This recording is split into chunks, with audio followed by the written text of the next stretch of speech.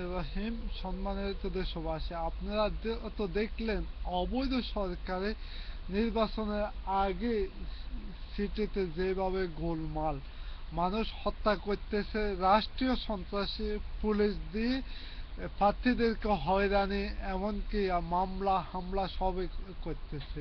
আবার ওইদিকে একবার ব্যাংক ডাকাতি করে আরেক দিকে দিয়ে আমাদেরকে সাপের মুখোমুখি করতেছে। ওইখানে ব্যাংকের ভিডিওটা আজকে আউট করে নিয়েছে অবৈধ বাকশালী সন্ত্রাসী পুলিশ। তারপরে ওইখানে এখন যখন দেখতে পাইতেছে তাদের লোক, ব্যাংক ডাকাতি তো তাদের মূল মূল প্রথম থেকে রাজনীতিকের আওয়ামী লীগের প্রথম ধাপ থেকে ব্যাংক ডাকাতি শুরু করেছিল। এখন তাদের আমলে কি এর চাইতে ভালো আর কি হবে? আজকে দেশের প্রতিটা খাতে আজকে অবৈধ সন্ত্রাসী বাকশালেরা সব কিছু লুটপাট করে নিতে চাইছে, দেশের মানুষকে হত্যা করতে চাইছে, দেশের মানুষের ভোট অধিকার হরণ করে নিয়েছে।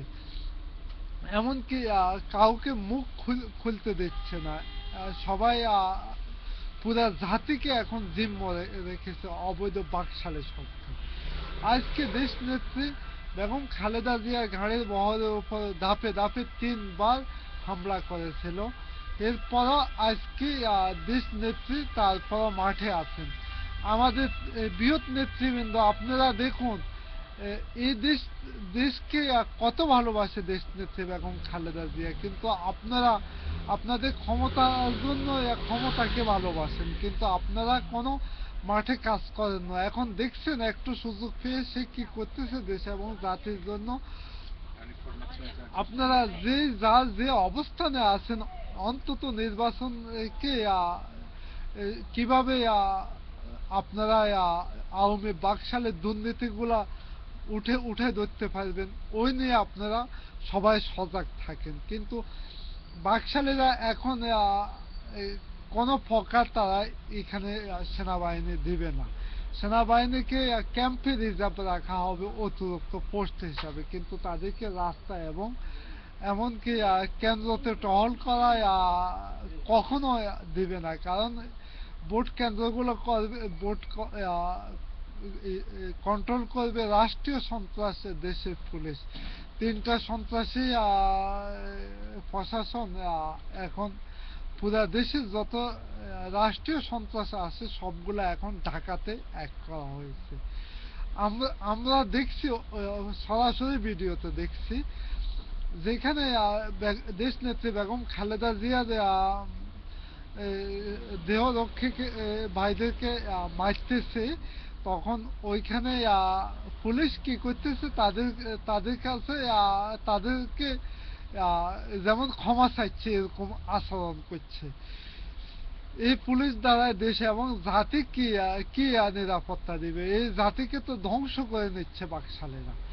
এখন এখন সেনাবাহিনী যদি মাঠে নামে, তাহলে এই এই অবৈধ সরকারের নির্বাচন কমিশনার যেমন অবৈধ 5 জানুয়ারির সে সাজানো নির্বাচন দিয়ে তার জীবন বাঁচানোর জন্য সে আবার যুক্তরাষ্ট্রে তিনি লুকিয়ে গেছেন, কিন্তু আবার সে নির্বাচন কমিশনার দিয়ে এই জাতি কত সুস্থ এবং কত নিরপেক্ষ নির্বাচন পাবে, ওইটা আমার মতে কোনো প্রকার সম্ভব না।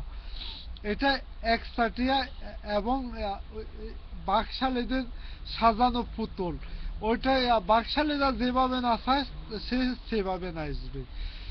এদেশকে বাঁচাতে হলে আমরা দেশ নেত্রী বেগম খালেদা জিয়ার হাতটাকে আরো ভারী করে দেশ এবং জাতির স্বার্থে আমরা একে অপরের হাতে হাত রেখে কাঁধে কাঁধ রেখে সব দিকে সজাগ থেকে কাজ করতে হবে।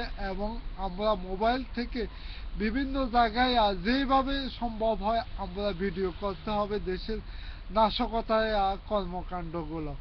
এ নিয়ে আমি প্রতিটা নাগরিককে চোখ কান খোলা রাখার জন্য আহ্বান জানিয়ে আজকের মতো এখানে বিদায় নিচ্ছি। খোদা হাফেজ। বাংলাদেশ জাতীয়তাবাদী জিন্দাবাদ।